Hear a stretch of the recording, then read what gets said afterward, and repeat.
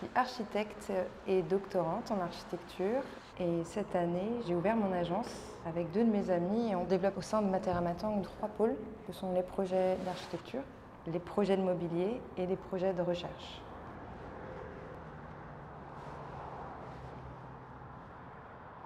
Alors mon projet il consiste à m'intéresser aux murs et plus précisément aux murs de soutènement, aux murs de soubassement, qui sont toutes ces parois qui soutiennent les monuments, les bâtisses. Et on le voit bien ici à Rome, il y en a beaucoup.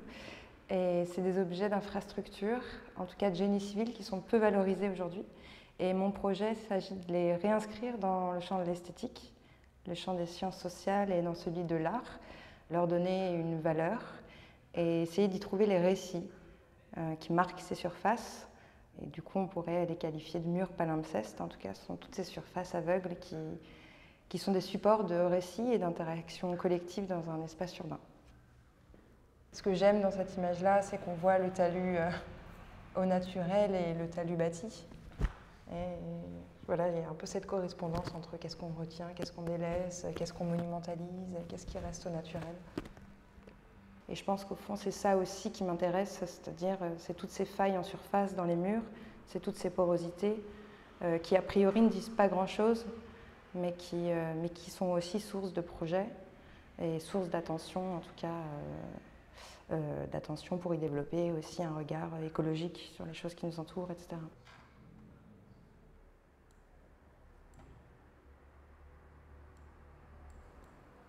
Je parcours en fait un territoire à vol d'oiseau. Ça me permet d'avoir un spectre assez large sur les objets qui composent ce territoire. Et en les pointant, en les géolocalisant, j'arpente ensuite la ville.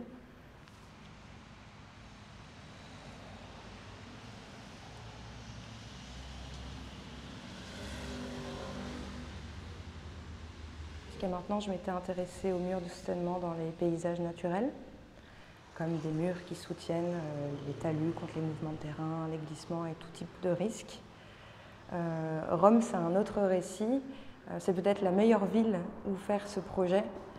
C'est une ville qui s'est reconstruite par et avec ses murs, qui emporte la trace de son histoire et de sa propre perte aussi. Donc c'est à la fois très large et en même temps très précis. Donc là, je sais, enfin, voilà, je pense que Rome, c'est en effet un gros challenge pour moi.